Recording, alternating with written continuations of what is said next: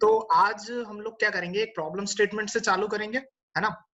और क्योंकि हमने ईटर्स में भी ऐसा ही किया, हमेशा हम एक प्रॉब्लम स्टेटमेंट लेके चलते हैं सो दैट कि हम थोड़ा प्रोजेक्ट बेस्ड हमारा लर्निंग रहता है, ठीक है।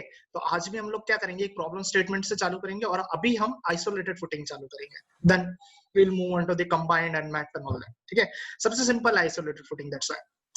सो I share problem statement with you, ठीक है। प्रॉब्लम स्टेटमेंट क्या है और कैसे अपन को करना है डिजाइन, वो हम देखेंगे, ठीक है। तो आपके सामने एक प्रॉब्लम स्टेटमेंट शेयर हो रहा होगा। ये प्रॉब्लम स्टेटमेंट हमको बोल रहा है कि आपको एक आइसोलेटेड फुटिंग डिजाइन करनी है इन फॉलोइंग क्राइटेरिया के लिए। फॉलोइंग क्राइटेरिया क्या है, डेड लोड दे रखा है उसमें 300 किलो न्यूटन का, लाइव लोड दे रखा है 140 किलो न्यूटन, ठीक है। ये इस प्रॉब्लम स्टेटमेंट में दे रखा है। अगर आपका कोई प्रोजेक्ट बड़ा स्ट्रक्चर डिजाइन कर रहे हो, आपकी टॉल बिल्डिंग डिजाइन कर रहे हो, तो ये चीजें आपको वहां से लेनी पड़ेगी, वो मैं बताऊंगा कैसे लेते हैं। प्रेजेंट केस के लिए हमको 300 kilo Newton dead load, live load लेना 140 किलो न्यूटन। डायमेंशन है, स्क्वायर कॉलम है 500 बाय 500 का। रीइंफोर्समेंट बार साइजेस, जो प्रेफर्ड साइज यहाँ पे इन्होंने दी है, ये मांग रहे हैं कि 20 mm की प्रेफर्ड बार साइज देनी है। Then we are having material properties की मटेरियल प्रॉपर्टी में जो एसबीसी है, that is safe bearing capacity, वो 100 kilo newton per metre square, ठीक है। ये ज्यादातर 100 से 200 के बीच रहेगी आपके उदयपुर के आसपास अगर आप देखोगे तो। कंक्रीट ग्रेड M30 चाहिए, रीबार की ग्रेड HYSD 415 चाहिए और अलाउबल सेटलमेंट चाहिए हमको 1 सेंटीमीटर, ठीक है। अब ये सारी चीजें करने से पहले हमको कुछ कैलकुलेशंस करनी पड़ेगी, समझ रहे हो ये बात। We must have to do some kind of calculation. क्यों कैलकुलेशन करनी पड़ेगी, क्योंकि अभी हमें फुटिंग के बारे में कुछ पता ही नहीं। हमारे सामने प्रॉब्लम स्टेटमेंट है और अब हमको, हम एक छोटे से बच्चे जैसे बैठे कि अब हमको क्या करना है ना, क्योंकि हमको पता नहीं है हमको स्टार्ट कहाँ से करना है ना। जैसे ईटा होता तो हमको पता होता भाई बे बनानी है मॉडल्स के लिए, ठीक है, मतलब ग्रिड लाइन बनानी है। अब क्या करना है यहाँ पे, तो यहाँ पे क्या होता है, सबसे पहले हम कैलकुलेशन करके फुटिंग का एरिया, फुटिंग की थिकनेस वगैरह निकालनी, ठीक है ना। तो वो कैलकुलेशंस कैसे होती है, बहुत जरूरी है, फाउंडेशन में ध्यान से देखना उसको, ठीक है ना। इंटरव्यूज में भी पूछा जाता है बहुत बार, ठीक है, और रियल लाइफ में तुम्हारे बाद में बहुत यूज आने वाला है, ठीक है। तो मैं तुमको एक दूसरा फोटो शेयर करता हूँ, ठीक है, and it will tell you कि कैलकुलेशन कैसे स्टार्ट करनी है, ठीक है। I go to new share and then I go to calculations, ठीक है। आपके सामने एक थंबनेल शेयर हो रहा होगा। इसमें देखो एरिया कैसे कैलकुलेट होता है। Area is calculated by total load bye SBC, that is safe bearing capacity. तो टोटल लोड हमारे पास कितना है, 300 हमारे पास डेड है और 140 हमारे पास लाइव है, तो दोनों को प्लस करके रखना पड़ता है, that is total load. So 300 plus 140 kilonewton divided by SBC, that is safe bearing capacity, और safe bearing capacity कितनी है हमारे पास 100।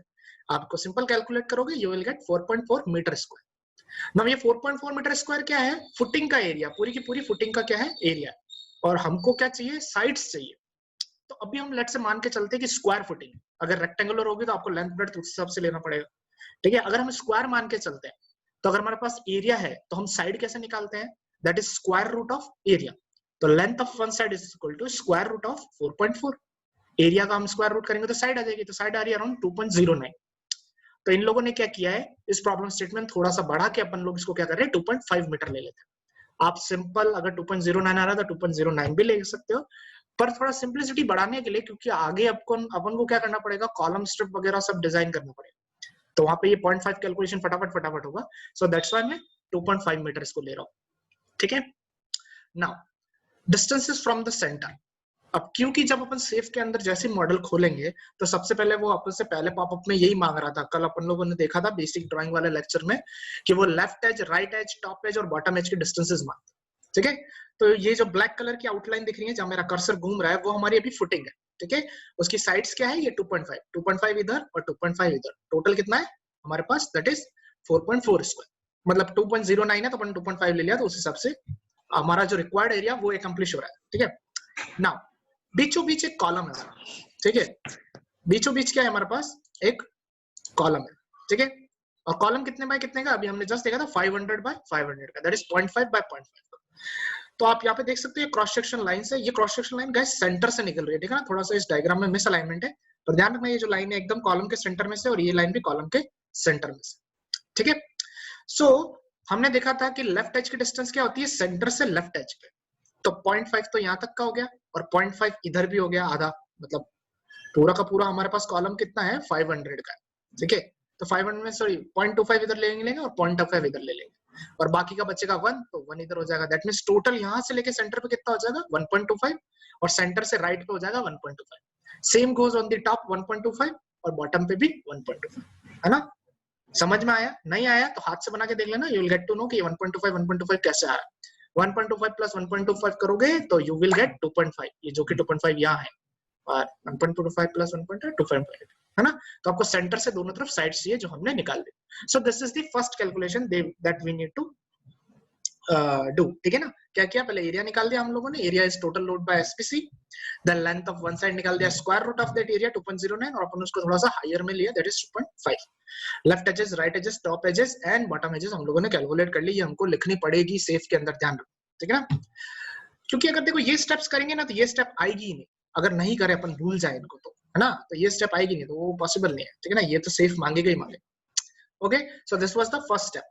स्क्रीनशॉट्स ले लेना, नहीं तो जब वीडियो अपलोड होगा तब स्क्रीनशॉट ले लेना, ठीक है? Now moving on to the second calculation.